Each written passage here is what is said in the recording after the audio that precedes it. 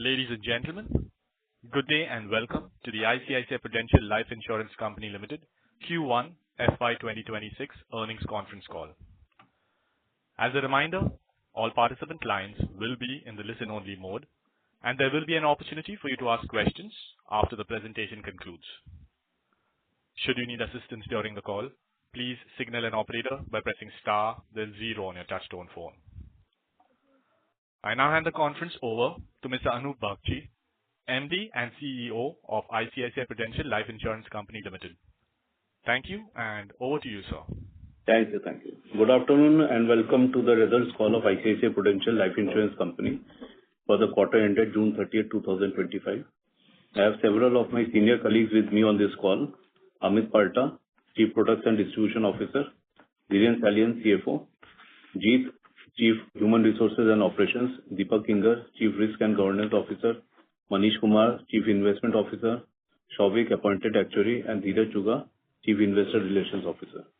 Let me take you through the key developments during the quarter.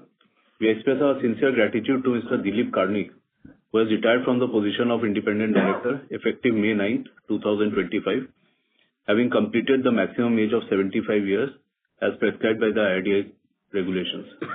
We also held our 25th AGM through our video conference on June 27, 2025. All the items specified in the AGM notice were approved by the shareholders of the company. Now let me provide the business overview. The Indian economy has gone through uncertain times over the last couple of quarters with challenges in microfinance sector, tariff wars, and geopolitical events.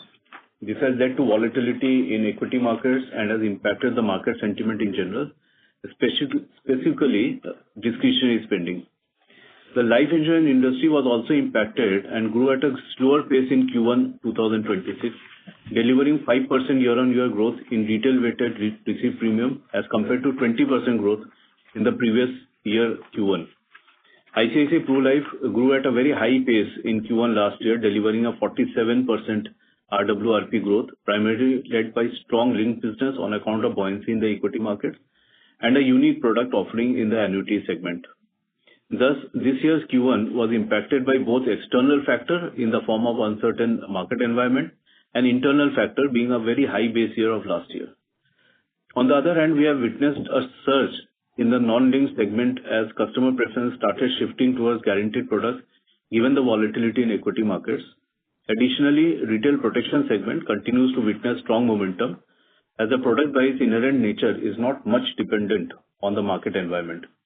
Amit will talk about the market movements in detail. Now the key performance highlights for Q1 2026. APE declined 5% year-on-year to 18.64 billion and retail APE declined by 9.2% year-on-year to 15.12 billion. The 2-year CAGR for both stood at approximately 13%.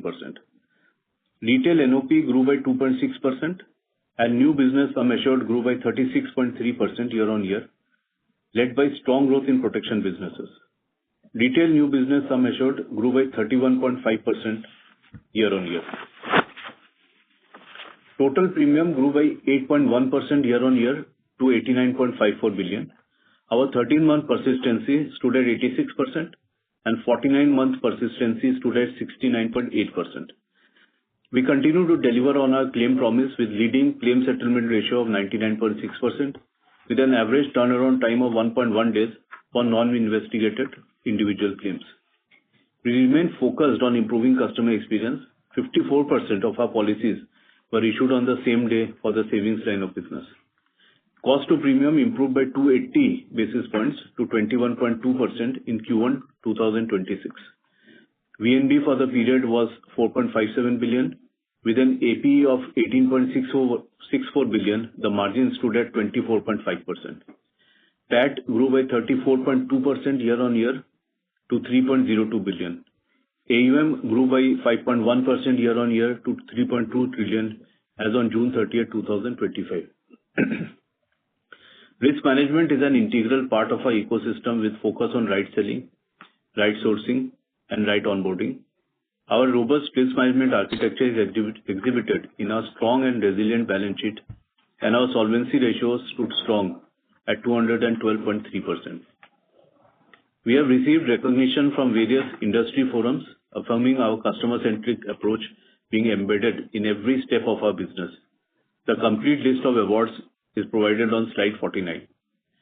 With customer centricity at the core of everything we do, we will continue to work on our strengths, that is product leadership, extensive distribution network, and business excellence, aided by building blocks of people, digitalization, and analytics. On the cost front, we continue to work towards aligning the cost structure, which is commensurate with the product mix. All these initiatives together will help us achieve our core objective of increasing the absolute VNB while delivering value to our customers. Thank you, and I will now hand it over to Amit to take you through the business updates. Thank you, Anup. Good afternoon, everyone. As mentioned by Anup, the uncertain external environment led to consumer preference moving towards guaranteed products from market-linked products as wealth preservation takes precedence over capital appreciation during such times. As a result, non-linked savings business grew by 20.8% year-on-year, while linked business declined by 13.6% year-on-year in Q1 FY26. Contribution from non-linked business increased to 21.5% and linked business mix declined to 46.8% of APE. In spite of this market volatility, 2-year CAGR for our linked business still stood at robust 24.1%. There continues to be a category of customers who still take a long-term view and demand linked products irrespective of short-term volatility. Therefore, to further enhance our linked portfolio, we have launched Smart Insurance Plan Plus, which offers affordable wealth creation with a minimum premium as low as 1,000 rupees per month. We've also been increasing the proportion of linked products which are not only aimed at wealth creation but also offer goal protection, high sum assured, and comprehensive benefit for nominees. Protection business grew by 15.2% year-on-year in Q1 FY26 and contributed 21.9% to APE. The strong momentum in the retail protection business continued with 24% YY growth. To further capitalize on this momentum, we recently launched iProtect Smart Plus, a protection plan which offers flexibility to customers by providing them a choice to opt for premium break and convert regular premium policy to a limited pay policy. The product offers an immediate death benefit on claim registration, thereby catering to the family's liquidity needs in the time of distress. In credit life business, we continue to witness a slowdown in the MFI segment in line with the challenges in the MFI industry. We expect recovery in MFI space gradually over the coming quarters. Overall, credit life business, that is MFI and non-MFI together, is at a similar level as the previous year. Group term business has grown year-on-year. As businesses continue to scale and number of employees increase in the economy, this segment should also grow over the long term. Our strategy remains focused on selecting businesses which meet our defined risk-reward expectations. Annuity business declined 53.3% year-on-year in Q1 FY26 on a very high base. Annuity does continue to be a focus area. Annuity CAGR for last 4 years stood at 15%. Specifically, in this quarter, we are starting to witness an increasing shift towards single premium annuity, partly driven by the drop in fixed deposit rates. Group funds business grew by 53.7% year-on-year and contributed 4.4% to AP. This business is typically lumpy in nature. Moving on to the channel-wise growth and contribution, proprietary channels, which include agency and direct, declined by 18.1% year-on-year in Q1 and contributed 38.5% to total AP and 47.4% to retail AP. The decline was primarily due to high annuity base of the previous year and the shift in consumer preference away from ULIP products, which contributed heavily to the channel business. Over the last few months, these channels have been agile enough to pick up non-linked products. Historically, they have demonstrated the ability to shift product mix from ULIP and non-linked savings business depending on the prevailing macro environment factors. The 5-year CAGR for our proprietary channel is 19% for quarter one. This demonstrates the channel's ability to deliver continuous growth across varied business cycles. Therefore, we believe the decline in quarter one is transitionary, and we will continue to invest in our proprietary channels to sustainably grow the business. Bancassurance business declined by 2.1% year-on-year and contributed 29.7% to AP in quarter one. 2-year CAGR for bancassurance stood at 14.4%. Partnership distribution business grew by 6.6% year-on-year and contributed 12.9% to AP mix in quarter one. Group business grew by 18.9% and contributed the same 18.9% to AP mix in quarter one FY2026. Our distribution mix is provided on slide 9. We strongly believe that a well-diversified distribution is one of our biggest strengths. Today, we have more than 240,000 agents spread across geographies, 49 bank partnerships with access to more than 23,500 bank branches, and 1,350 non-bank partnerships. As we continue to deepen our channel distribution and penetrate further into micro markets to get more access to varied customer profiles, our ability to shift between product segments depending on the prevailing economic environment should become even more seamless. We believe this will help us deliver sustainable growth irrespective of the market environment over the long term. I will now hand it over to Dhiren to talk to you through the financial updates. Thank you, Amit. Good afternoon, everyone. Now let me take you through the financial metrics. The value of new business VNB for quarter one FY2026 stood at rupees 4.57 billion and the VNB margin stood at 24.5%. The relevant comparison of Q1 FY2026 margin is with the full year 2025 margins, which were at 22.8%, as that captures the impact of all assumption changes done on March 31st, 2025. The movement in margin is largely on account of the shift in product mix towards non-linked from the linked business, as customer preferences shifted towards guaranteed products, as also a higher mix of protection business. Coming to cost, since last year, we have taken various cost optimization initiatives to have a leaner cost structure and at the same time align it to the emerging product mix. We have already started witnessing the benefits of some of these initiatives, as we have now seen improvement in our cost ratios. Our total premium grew by 8.1%, while our expenses declined by 4.4% in the current quarter. This led to an improvement in cost to premium ratios by 280 basis points year-on-year to 21.2%. The cost to premium for savings line of business improved by 270 basis to 14.1%. We also continue to work on improving product level profitability through increasing sum assured multiples, longer tenure policies, and increasing rider attachments. We believe that as we see improvement in our APE growth, both our cost optimization and profitability improvement initiatives should enable us to sustainably grow VNB over the long term.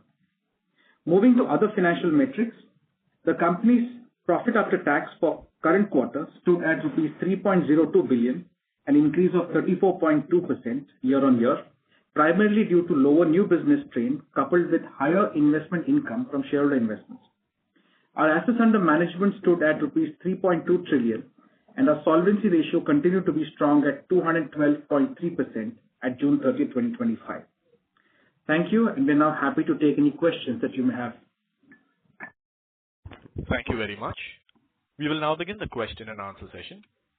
Anyone who wishes to ask a question may press star and 1 on your touchtone telephone. If you wish to remove yourself from the question queue, you may press star and 2.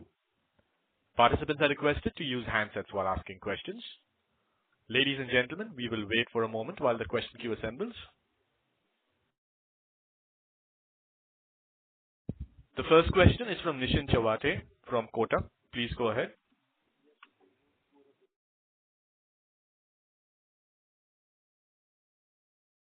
Mr. Nischint Chawathe, you may go ahead with the question.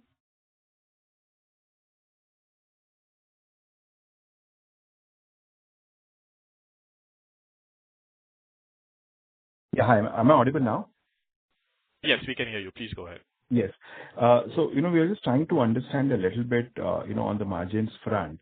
And, if I just look at the increase in protection share between the last year and this year and apply the, 50% odd margin for this business, which was, I guess, reported, towards the end of last year.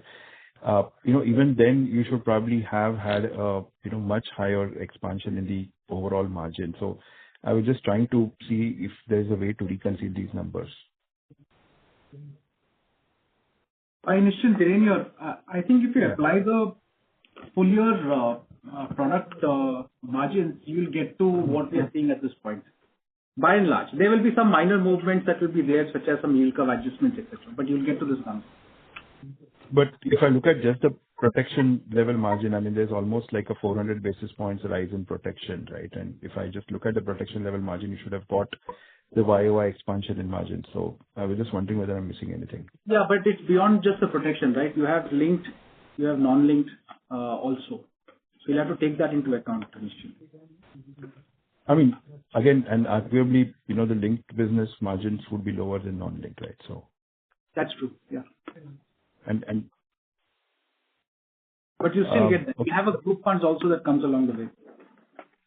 So when you do the multi, you will find that it broadly comes to this level. There will be some minor differences, which roughly will be about yield curve movements. Sure.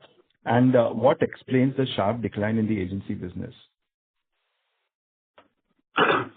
See, agency business was really supported with market buoyancy last year, and they had grown in excess of 70% last year in first quarter.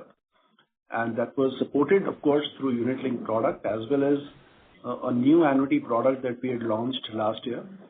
And both these products did fairly well in agency channel. Those were the only two things, because the underlying demand, while it saw a shift towards guaranteed products, the average ticket size, as you know, is relatively higher that you experience when it comes to unit-linked products. So that is the change, which is the underlying demand environment. Otherwise, the core fundamentals of agency still remain the way it has been for last so many years. So we are focusing mostly on, licensing new advisors, adding on width, getting more advisors to participate, and ring fencing our value contributors who have been part and parcel of our agency business for a very long time.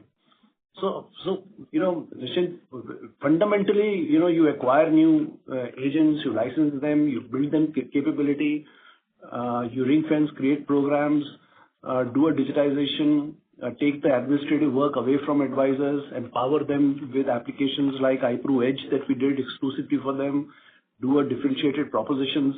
All that work has continued even in quarter one. Nothing has been, has taken a backseat. It's just that the underlying demand environment was different in comparison to what it was last year. So nothing fundamentally wrong. It is just that we have seen agency transitioning from one kind of environment, selling a category of product, to a different category very well over the years. And this is just one of the transitionary periods. And on the bank side, where the business is more or less stable, or I think there's a minor decline, that there the product mix remains the same, or is there any change out there as well? Yeah, so bank also, as you know, that 50% of our bank insurance is ICICI, which is overall contributing to 15% of our overall business. And as you know, that ICICI Bank has made a choice of focusing on the protection and annuity range of products apart from unit-linked business, which is sold over the counter. So unit-linked business, because it has been generally impacted over the entire quarter one, was expected to impact the ICICI Bank as well. So that has contributed to a relatively flattish growth. Yeah. And just one final question is, if I look at the AUM growth, which was, I think, up around 5% year on year, probably could have been flattish year-on-year, but for the MTM, gains on the equity book. What was that, Nischint? AUM growth. AUM growth. So I'm just curious, in your view, when do you see the AUM growth kind of accelerating, and or do you see this as a concerning trend? So not a concerning trend. See, market movements obviously not within our control. What we've been working at is to ensure that we get new business and we continue the business that we have on our book as well. So as long as that continues to, the renewals continue to grow, you will have a natural increase in the AUM, and then the MTM adds on top of that. Yeah. Because there's a small decline in persistency as well for, I think, the first and the last bucket. Yeah. So minor decline in persistency in the first year's 13-month bucket. Actually, if you look at it from the previous year, which is June 23 numbers, it's broadly at the same levels. There are some product channel combinations that we have to work at and work on these cohorts to improve the persistency. And even the 61st level, yeah. Yeah, 61st actually is a regulatory change. There is additional time that is now available for both linked and non-linked policies. There is no requirement to foreclose any of these policies. And that's what's impacted the metric marginally. Specifically on the unit linked, customers can now continue to keep the policy with us, even that as they don't pay premiums beyond the 6th year in cases where they have difficulties, and they continue to enjoy the cover. From our perspective, when the policy stays with us, we do enjoy the FMC, so it's still value accretive to hold on to that. Got it. Thank you very much. Those were my questions. All the best. Thank you. The next question is from Avinash Singh from Emkay Global. Please go ahead. Yeah, hi. Good afternoon. Thanks for the opportunity. Two questions. The first one is on this persistency drop. Yes, I mean, if we look June 23, June 25 are flat, but there is a kind of a decline versus last year. Is there kind of a, that particular, the full capital return pension product that you had launched, is that, I mean, surrender or higher surrender in that product particularly impacting this? And if that is the case, there will be kind of a visible negative operating variance impact this year from that, higher surrenders in that? So that's question one. Second is on, broadly on mortality trend. I mean, if you were to kind of exclude the COVID Delta wave impact, do you see, in a similar customer profile, the geographic and demographic profile, do you see any sort of, change or deterioration in mortality trends in the last 6-7 years? Of course, COVID Delta wave quarter was a very, very exceptionally high sort of, mortality. But in normal course of business, do you see for the similar economic and demographic strata any sort of a change in mortality profile over the years? Thanks. So Avinash, hi, Dhiren here. Let me pick up the mortality trend question. See, outside of COVID, I don't think there's been too much of a shift in mortality. I think fundamentally one has to understand that mortality does not shift very, very quickly. It's a slow-moving trend. And yes, while there will be commentators who will talk about improved longevity, improved health conditions, these do come about and impact mortality over a much longer tenure. So by and large, I think whatever we see onto our portfolio is a function of our processes and the way that we bring customers on board.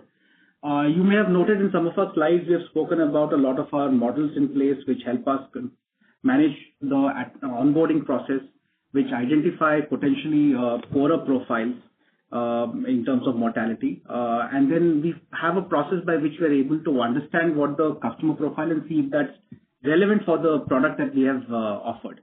So this set of activities actually have resulted in some of our early claim numbers dropping to as much as 21% of overall claims, and you've seen that steady drop across the year. So this is the kind of work that we've been doing to ensure that at least when you look at claims, whatever could potentially be a fraudulent, very loosely put, a fraudulent kind of a claim, those are being controlled right up front.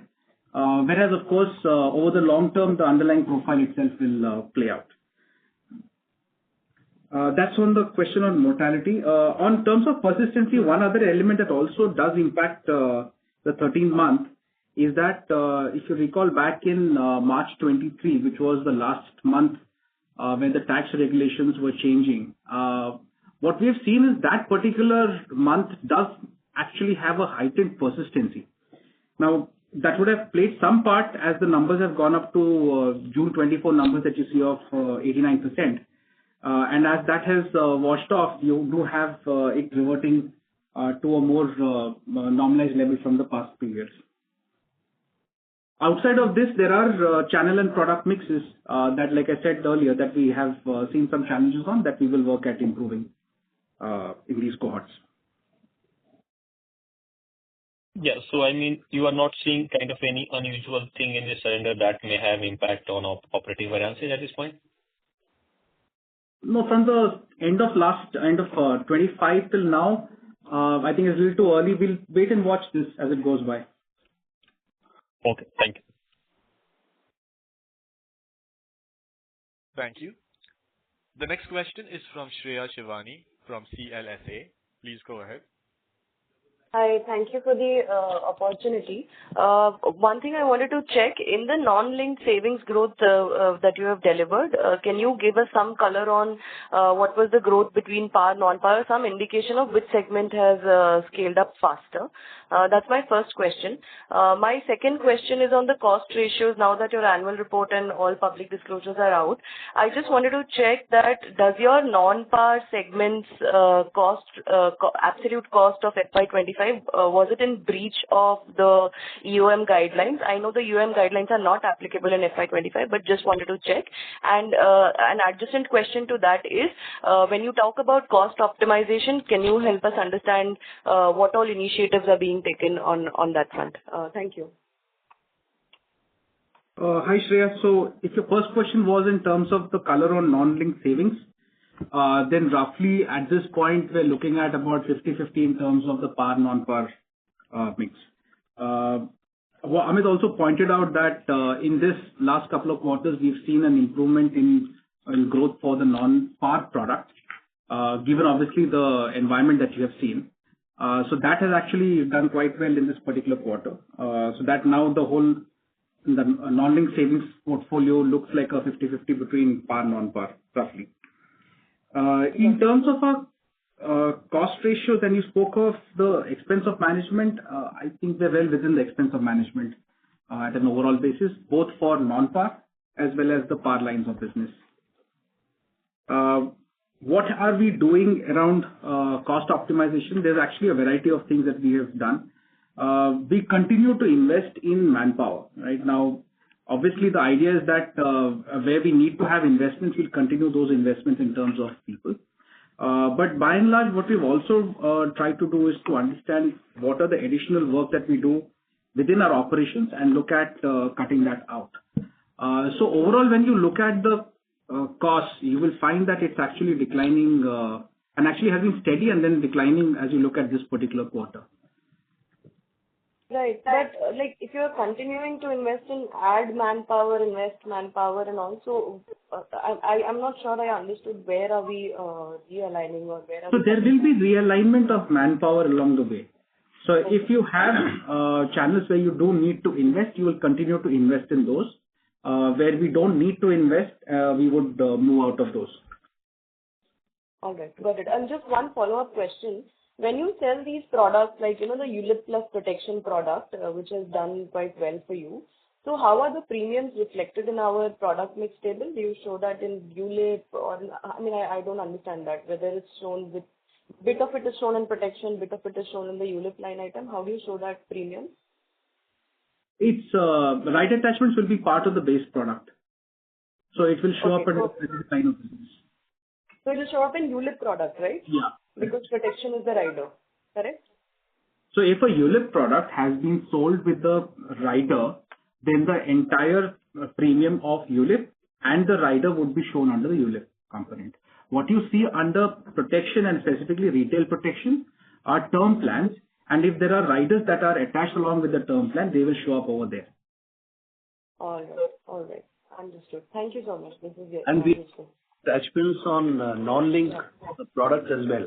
So that shows in the non-linked savings product. Got it. I understood. Thank you so much. Thank you. Thank you. The next question is from Sanket Goda from Avendus Spark. Please go ahead.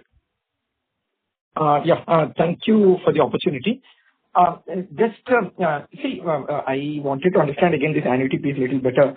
So if I add back the annuity premium, what you did last year, last quarter 1Q and to the current quarter number, assuming flat growth, your AP would have shown a marginal growth. So which means that somewhere there has been a significant cut in the annuity business, which is clear from the numbers. Is it largely because you incrementally have reduced the exposure to that regular pay zero surrender charges product? And I just want to understand this 100 crore business, what you did in the current quarter is predominantly single premium, just to avoid maybe persistency risk with respect to the annuity business. That's my first question. So Sanket, year after year, the business, underlying business are slightly different between product lines. So even when you look at ULIP, the underlying business itself does change a bit. Specifically on the annuity, what we have seen in the environment right now, and we discussed this in the opening comments, there's been a drop in the FD rates that has made single premium a lot more attractive. The challenge last year, or most of last year, was that the sticker price when you walk into a bank for FDs was fairly high. And hence there was no offtake for any single premium product, whether it be an annuity or otherwise.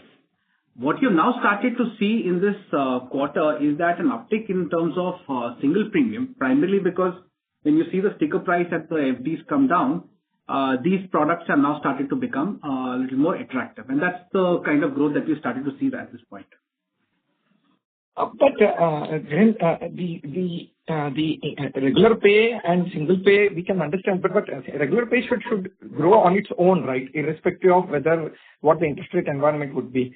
Single pay demand coming back is an addition to the growth, but regular pay just getting significantly declining is. They just wanted to understand whether there is a product issue or not in that sense. No product issue. All products are available and on the shelf, Sanket. But see, what happens is that we also have a non-linked, non-par product, which was introduced earlier in the year. So for a customer who's probably at the 50-55 bracket, there is an ample choice between either locking money into a regular pay annuity, where you have an annuity payment later when he moves into retirement phase, or he could look at a structured format that's there within the non-participating plan. So for that kind of a customer who's in the 50 to 60 age bracket, these two products are available and they are quite attractive in terms of IRRs for the customer. So there can be a swing between these two, and that's the large portion to it. Yeah, Sanket, actually the underlying benefit that customer looks for, we call it annuity or we may call it whatever, is the regular income and consistency of income and guarantee of income. Now that gets fulfilled with various category of products like what Dhiren mentioned. And since we launched this new guaranteed product only towards the end of financial year last year, so there was natural traction of a new product. So there was a take up there. And hence we were very happy with the fact that we are addressing the benefit and the need of the customer. Sometimes it gets fulfilled through regular premium, annuity, sometimes through gift select, but broad underlying benefit is guaranteed income. Single premium, you rightly mentioned, is an opportunity. We saw it. Large portion of 100 crores that you saw was single premium because of the shift in interest rates and fixed deposits. Okay. So lastly, just if this regular pay annuity will slow down for subsequent quarters because of the dynamics change within the products and also because of the single premium, is it fair to say that for first 9 months or rather till December, because the base will be there, you might report a similar kind of a growth like 0 to 5% or 0 to minus 5% kind of a growth for next 2 quarters, and then we can see uptick happening in fourth quarter? Sanket, a lot of it also depend on the way the single premium picks up. We've seen enough commentary in the market in terms of downward pressure on FD rates. When that happens, then suddenly you will find that the single premium annuity is far, far attractive. So let's see how the market would take this. Got it. And can you give cost ratios on TW or OP, which you usually used to disclose? This time we don't have it in PPT. If you can tell the numbers, it will be great. We can give you the numbers, Sanket. It's computable also, but the point is, if the market is now working on cost to premium, so we said we would rather align to cost to premium. We've held the TWR cost to TWR metric for quite a while, but quite really the market wants to work on cost to premium, so we thought it's better to align and give you comparatives that are easier. Okay, perfect. That's it from my side. Thank you. But even otherwise, on the cost to TWRP, you will see a decline in the metric. No, actually, I was more keen to understand the savings part. So that's the reason, because that's a difficult number to calculate. That's why. Yeah. No, we can have a conversation offline how to compute that. It's possible. Okay, sure. Thanks. Thank you. The next question is from Swarnabh Mukherjee from B&K Securities. Please go ahead. Yeah, hi sir. Thank you for the opportunity. So my first question is to understand the margin movement. If you could give some broad color on how it has been between, say, the product mix led change, any impact of, say, cost absorption, and thirdly, any impact of any, economic parameter movement that is there. If you could give a highlight of that, sir. Hi, Swarnabh. So largely when you look at the product mix that prevailed at the end of full year 25 and the margins that were prevalent at full year 25 and look at how the mix has evolved into the current quarter, you should be able to broadly explain the margin movement. There will be, of course, minor round-off issues that will come about from economic assumptions of yield curve, etc.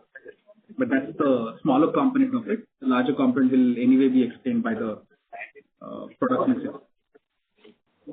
Right, sir. So wanted to understand that since this is this quarter we saw degrowth in terms of the AP numbers.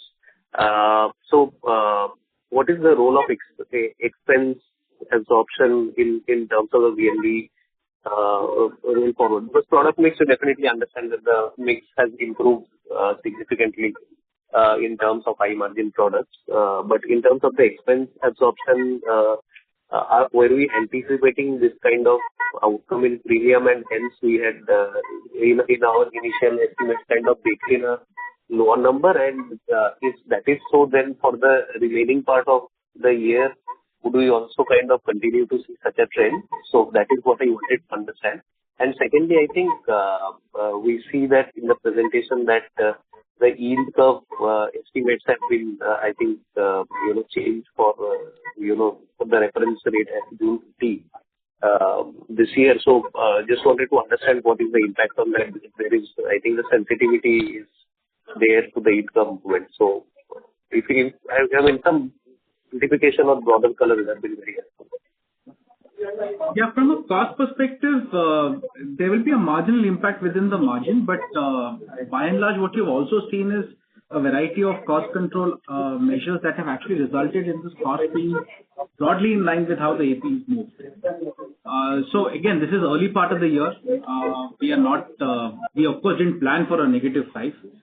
We planned for a growth, and our endeavor is to go back and be getting to the so at this point, I'm not building any downfall as such, any material downfall as such in the cost ratios. In terms of the yield curve, yes, you've seen the shift, but I think it's more than a shift. There's a twist that when you look at sensitivity, they are built on parallel shifts of the yield curve. So you will have some perspective of how the sensitivity of VNB would be. But because it's a twist, it's a little difficult to compute it from the outside. Okay. So just a follow-up on this. So when we, calculate the eventual blended reference rate, what I see is that with the twist also, I mean, the delta between, say, Indian government bond yield curve and our numbers, the delta at different points, basically at the shorter end is smaller and at the longer end is fairly higher. Just wanted to understand, if you could give some contours on how we arrive at the reference rate at a broad level. Arriving at the ref rate is of the yield curves at 30th June 2025. They then bootstrap. Okay. And does the reference rate in any way also bake in any impact of equity expectations there, depending on the asset mix? No. This is only on the fixed income side, right? Correct. Okay. Understood. Understood, sir. And on the just the last one on the direct channel, the degrowth is mainly because of ULIP? Yeah, the direct channel has a large component of ULIP. That split is available in our annexures for the full year. Large component of the business actually is from the ULIP side, and that's you've seen the slowdown on the ULIP over this quarter given the market volatility. That's impacted the direct business. Okay. Understood, sir. Very helpful. Thank you so much and all the best. Thank you. The next question is from Supratim from Ambit. Please go ahead. Thanks for the opportunity. My first question is on the guidance or, the target that you have previously had of delivering an alpha over the private life insurance growth. Now, is that a target that you hold for FY26 as well? And another part to that question is, if that's true, then going forward over the next 9 months, how do you see growth playing out, considering that ULIP demand may remain soft and regular annuity premiums are unlikely to go back to the similar levels of FY25? So just wanted to understand what would result in the growth inflection here and when potentially we could see that growth inflection happening. Two, from the cost point, you mentioned that you do not expect any significant, you are realigning costs, but you don't see a significant decline in the cost investments that are happening. So in that case, are you building, is the cost assumptions that you have made for FY26 building in AP growth for the next 9 months, or is that not the case?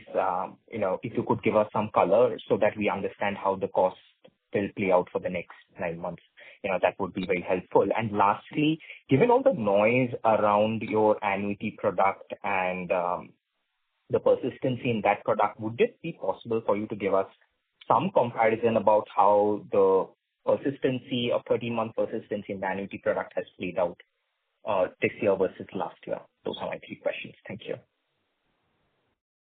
So to them, the endeavor on growth obviously is to keep building on it and try and deliver an alpha over this.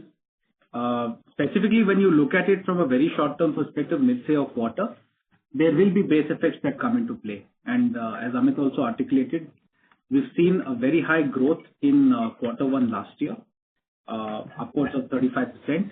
And now as you look at this year, when you look at the 2-year CAGR, they're broadly in line where the market has been. But having said that, the idea, of course, is to build on the top line, and that will help deliver VNB in a sustainable fashion. So no, I am not looking at a decline for the next 9 months. Having said that, therefore, I'm also not looking at it from a cost ratio that will work with the decline. We are looking at building on growth, and that's the endeavor that we'll continue to do along the way. I think what's also important for you to also note that as we've been speaking about this over the past few quarters, we have been adjusting our costs in line and coming closer to where the growth numbers actually are panning out. So we are building a lot more control over where the costs have been, and we'll continue on this endeavor into the coming future also. We have not called out any product-specific numbers, Supratim. Not a problem. Not a problem. Just, one follow-up there. I do understand then that for the next 9 months, you are expecting growth to recover. What would, result in that growth recovering, given, the ULIP demand remains flat and potentially the regular premium annuity demand also remains flat to down? If you could help me understand that, that would be very helpful. Yeah, hi, Amit this side. See, first of all, on the unit-linked products, what we have witnessed over last 6 months or so is a bit of a volatility, and markets eventually after this volatility also did recover to a very reasonable level, to the extent of being higher than where it was, say, in December, January. So typically, what we have witnessed in the past is that when the markets recover, a lot of affluent customers don't rush back to unit-linked products immediately because they virtually go through a relief phase where just the state of happiness of having recovered from the market itself pushes them to take a pause and take a conservative view on their investments for a short period of time.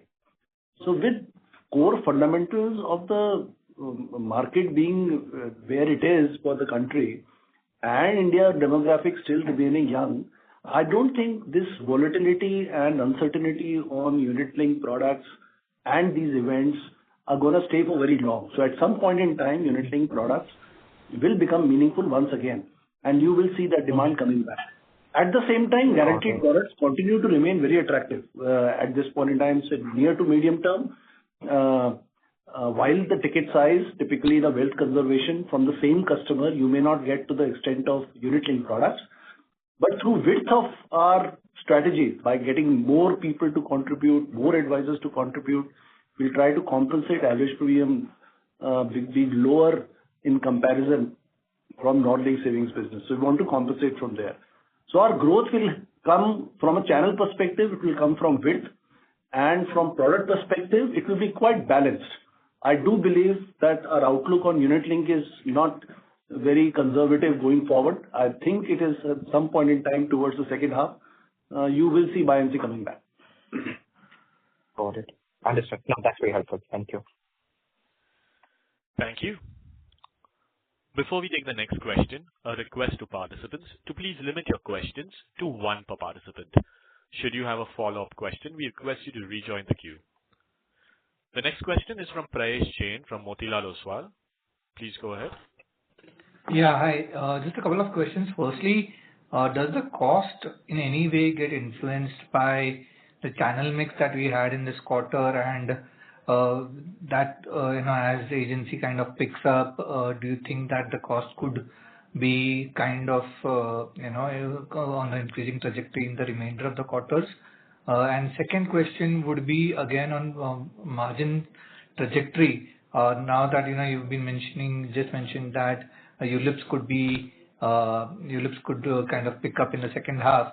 Do you think that we are at the peak of the VNB margins for this year, or do you think that the margins can further expand from here in the remainder of the fiscal? On that margin thing, let me just talk about it since I mentioned about unit link coming back at some point in time. Dhiren spoke about the fact that entire cost initiative, as an answer to a separate question, the cost initiatives have been aligned to the kind of product mix that we anticipate getting delivered through our channels. So if the demand is towards a category of products, we try to flex our cost in alignment with what that product category can afford. So if that is the approach, we really don't want to artificially tinker with the demand and impose our own requirements. So we'll follow the demand, we'll see where it goes, and allow ourselves to look at our current initiatives, flexing our cost to adjust to the demand that we witness from the customers. So from that perspective, we'll continue to focus on absolute VNB, and margin expand or shrink. Actually, we have no comments to make because it will all be driven by demand and the demand leading to a category of products, and then our ability to flex our cost in adjustment to the product which is demanded in that scenario. Great. So, Prayesh, we don't have a margin guidance, and our endeavor is to grow VNB in absolutes, and that's what we will endeavor to get done. In terms of your first question of whether agency can give it, will create an additional cost, I don't think so. That's not how we have structured the channel. Got that. Thank you. Thank you. The next question is from Aditi Joshi from JP Morgan. Please go ahead. Thank you for taking my question. Just one question from me. So you have stated in your initial comment that some weakness was seen in the MFI channel. So just if you can help us understand how to quantify that impact, so they're able to highlight the share of the MFI channel in the distribution mix, and what is the product mix which usually typically comes through that channel? And if this channel picks up in, let's say, 1 or 2 quarters, then what improvement in the sales number should we be expecting? Yeah, that's all. Thank you. So Aditi, the MFI business is a credit life business. So we have attachments onto loans that are disbursed by MFIs. And you're well aware of the stress that the MFI loan disbursements have been facing over the last 9 months to 1 year now. Since this is an add-on product from our perspective, whenever the market recovers on the MFI business, we should be able to take advantage of this wave.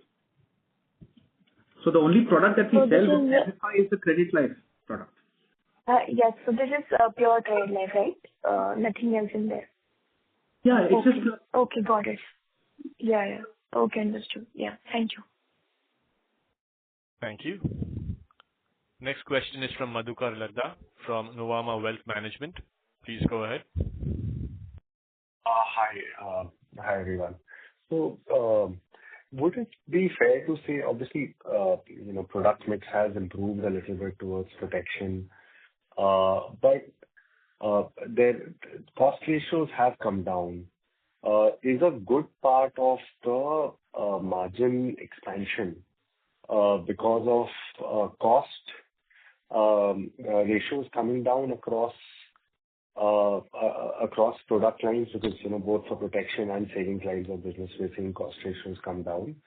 And if yes, then do we see this to be sustainable even at a larger scale? To give me some sense of how stable and sticky this margin is, some comments around that would be helpful. Thanks. So 2 points on the margin, Madhukar. One, we don't have a margin guidance. Our focus is on growing absolute VNB. That's one. You've heard us say this before also. The second part to that is in answer to another question earlier, where how has the margin come about? Largely due to product mix. There are some elements at the margin of the margin computation, which would be attributed towards yield curve and some degree of how the expense ratios are. Very clearly, the cost effort that we've been doing over the past many quarters is what has resulted into this kind of a outcome that you see. Fundamentally, we believe this is sustainable and we'll continue to work on this. The idea very clearly is that cost optimization is fairly important because a large portion of our business is still the savings business, and that's what will continue to give us an advantage into delivering on a higher profitability within that segment. So that's the way we'd like to work at that. The focus clearly is on absolute VNB. Got it. Okay. That's it. Thanks. Thank you. The next question is from Muskan Agarwal from Swan Investments. Please go ahead.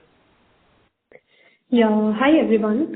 My question was, as we can see, the agency and the direct channel, year-on-year growth has decreased. So is there any guidance, how do the management see that going forward? Will the trend continue or it will improve, or are there any efforts that will be taken from your side to revive the same? Like we mentioned in the answer to an earlier question as well, that the large base of last year, which was in excess of 70% or so for agency, has made the current number look what it's looking right now. So we expect this base effect to start getting normalized as we go deep into the year. Otherwise, we are quite happy with all the investments that we have done in these channels, and nothing has come in the way of us investing in these channels. They continue to be our priority channels, and we are focusing on width of our distribution, which is getting spreading ourselves across geographies, across advisors, across more and more employees to contribute to our business. And while we are tiding through this buoyant market environment, which has led to an adverse impact of ULIP business. So ULIP was relatively a higher proportion of our business in these two channels last year, so which has been impacting the overall growth this year because of relative volatility. Okay, understood. Thank you. Thank you. Next question is from Dipanjan Ghosh from Citi. Please go ahead. Hi, good evening, sir. Just two questions from my side. One, in terms of the ULIP trajectory, if you can, for the quarter or maybe incrementally for the initial half of July, how has been the direction? I mean, let's say June versus May or May versus April in terms of the ULIP trajectory, how things are shaping up, or in terms of incremental ULIP queries, do you see kind of any sort of pickup out there? Second, in terms of the non-linked savings business to non-IBank banker channels, any sort of color, I mean, at those non-banker IBank partners, non-IBank banker partners, is your counter share or wallet share of non-linked savings higher than your overall business, and how has been the growth in some of those channel partnerships?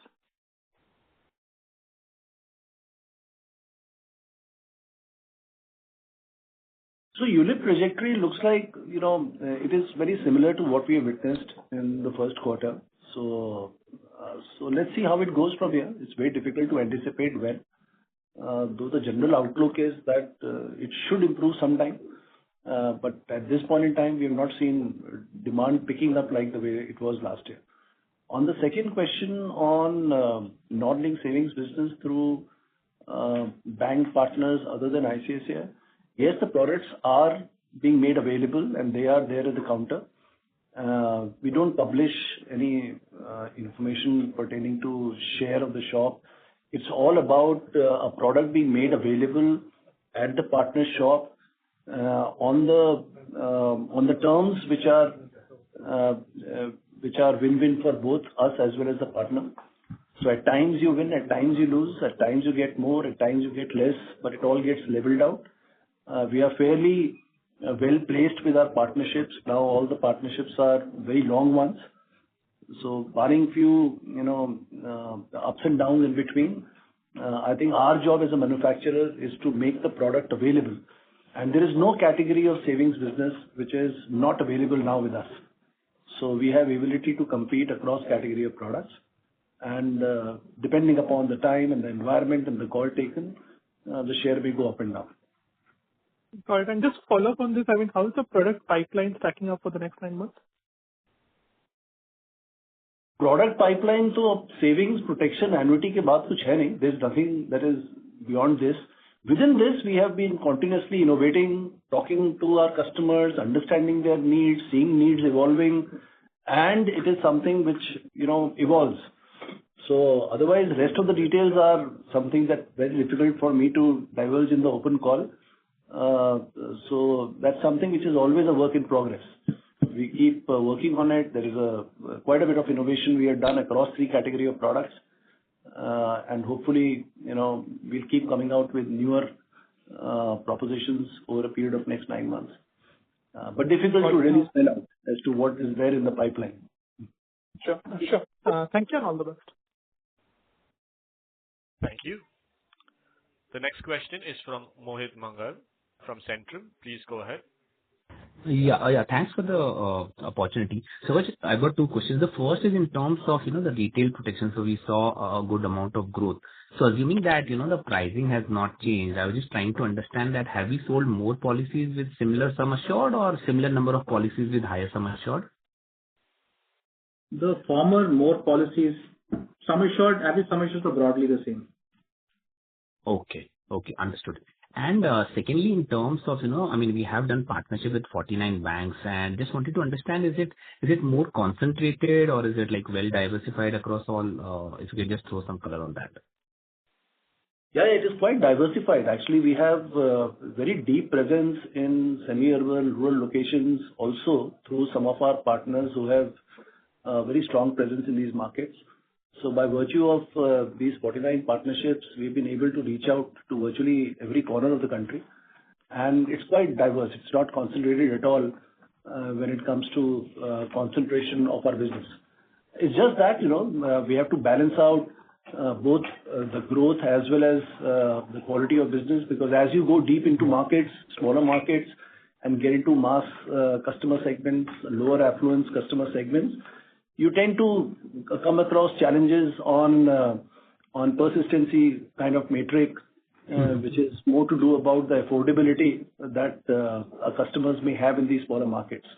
So the challenges are different, but that's largely because the customers that you acquire and the geographies that you sell have a profile of customer which is very different. So that's the other side of having these 49 partnerships. But otherwise, we are not concentrated. We welcome scale from these, but this scale comes with micromanagement or over-management of quality of business, quality of profiles that we onboard with us. Understood. Thanks, and wish you all the best. Thank you. Next question is from Parth from Millennium. Please go ahead. So hi, yeah, I think most of my questions were answered. One clarity on the 13th persistency issue. You mentioned that due to the tax changes, the customers who entered then are showing some leaving trends. So can we consider this as transient nature and we can see improvement in this trend in the coming quarters? Thank you. Yeah, Parth, you're right that we spoke about the March 23 book. That does have elevated persistency. But outside of that, things have reverted back to what they were 2 years back. But yeah, we'll have to watch out how this pans out. Specifically, like I said, there are some product channel cohorts that we are seeing some stress on, which we will work at correcting along the way. Okay, thank you. Yes, sir. Thank you. Next question is from Nidesh Jain from Investec. Please go ahead. Hi, sir. Thanks for the opportunity. So just two data keeping question. Can you share the data on ICICI Bank AP share for the quarter and Credit Life AP share in overall AP for the quarter? ICICI Bank is roughly about 100 CR. There's no per month. There's no material change to that. Credit Life we normally do at the end of the year, Nidesh. Okay. Sure. If you still want a rough thumb rule, it's broadly split 1/3 between retail protection, 1/3 in credit, and 1/3 in GT, roughly speaking. Okay. For the quarter, in terms of in AP terms, right? Yeah. Okay. 1% mix that you see. Thanks, very. That's what. Thank you. Thank you. That's it from my side. The next question is from Shobhit Sharma from HDFC Securities. Please go ahead.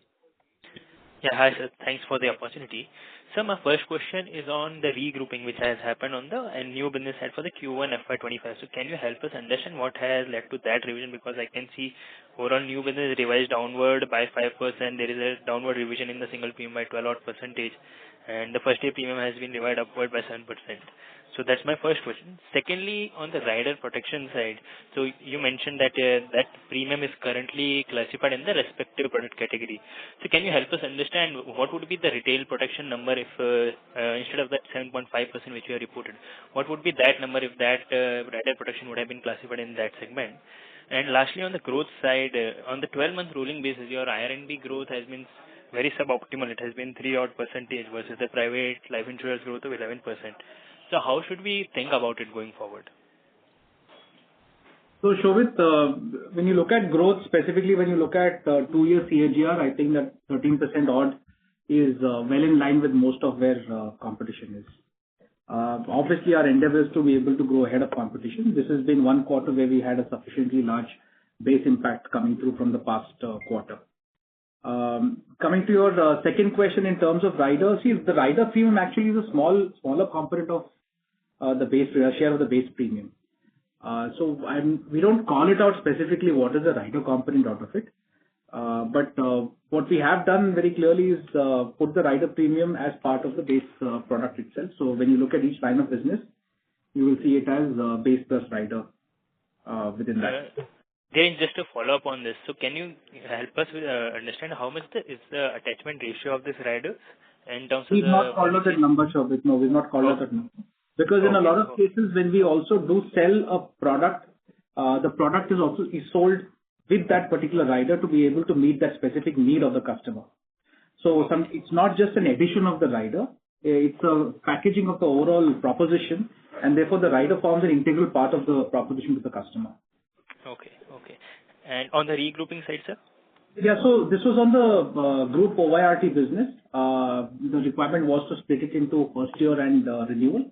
That's what happened in the group business from last year. Last year, everything was packaged under the single premium. This time we split it as new business and renewal, which is what's required, and that's what you see as the change in the financials. Okay. Thank you. Thanks for this. Thank you. The next question is from Gaurav Jain from ICICI Prudential Mutual Fund. Please go ahead. Hi, just one question from my side. Group protection has seen some growth this quarter year-on-year. Can you help us understand, is it group credit backed or group term backed, and where are you seeing this recovery, and how sustainable you think group protection growth can be for the entire year?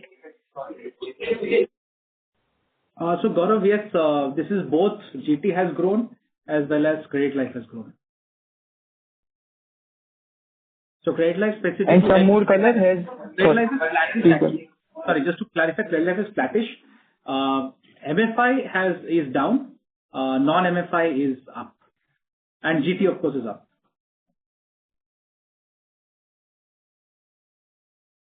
I thought that clarifies, Gaurav. Yeah, and GT tends to be what, quarterly phenomena, deal based, or? No, it's not a quarterly phenomenon, Gaurav. This is, we are present in the group term space all through the year. Right. Compare year to year, you might see some lumpiness. Depends upon how competition is behaving at that point. In case they get too aggressive about pricing, we're fairly clear because we wouldn't want to write it at a negative margin. We're fairly clear that knowing the underlying mortality and the resulting industries, we take a call whether it's going to make money or not. And in such instances, we would walk out of that deal. So Gaurav, it is the group fund business which is lumpy and may see a bit of a volatility quarter to quarter. Group term is fairly granular. The only thing is group term is a 1 year auctionable product. So in between few quarters, you may experience some shift in growth patterns because of some partner or some insurer being aggressive on pricing. But broadly, if you have distribution, if you are reaching out to the clients that we have done over a period of last so many years, and if we are present in every deal that is happening, it is fairly granular. The number of deals involved in this top line has been quite a few. We don't report number of deals, but number of deals are quite many. You can virtually see them as retail deals in the corporate setup. Got it. Thank you. Thank you. The next question is from Saman Singh from Phillip Capital. Please go ahead. Hi, can you hear me? Hello? Yes, Saman, go ahead. Yeah. So just on return on premium products, there's a sharp fall around more than 30%. So do you see this quarter? So do you see this as like consumer preferences shifting away from return of premium products, or is it like temporary thing and you plan to launch new products going ahead and sort of bring it in line with the previous quarterly numbers that we did? So any color on that, the return on premium products? So on this, on this return of premium protection product, I guess you're talking about. This is also part of an evolution journey in protection. You know, at the time when all the insurance companies were investing in creating awareness, one of the insights picked was that protection products do not give anything in return. And to address this insight and to reach newer customer segments, return of premium product made a lot of sense. So I think there is nothing specific that we had done. The product is very much available on our shelf, but I think customers are learning about pure protection more and more, and they are seeing value and affordability. From affordability perspective, since pure protection fits in well and customers can opt for a much higher cover for the same premium, we have seen a shift in demand towards pure protection. However, that product still remains on the shelf. It's not that product is not on the shelf. So, I mean, you're saying that the consumer preference is shifting away from return on premium. Towards more pure. Okay. Yeah, we have seen because the options are available to virtually every customer. He can choose to go for return of premium. He can choose to go for pure protection. But as you know, the premiums required are much higher for the same sum assured, and hence from affordability perspective, pure protection is understood well, and customers are willing to buy protection as a good expense than to worry about not getting anything in return. So I think that is something that is our sense that it is eventually, it's a good news that pure protection is evolving. Yeah. Thanks. All the best. Thank you very much. That was the last question in queue. I would now like to hand the conference back to Mr. Anup Bagchi for closing comments. Thank you very much for joining the call. Have a good day. Bye. Thank you very much. On behalf of ICICI Prudential Life Insurance Company Limited, that concludes this conference. Thank you for joining us, ladies and gentlemen. You may now disconnect your lines.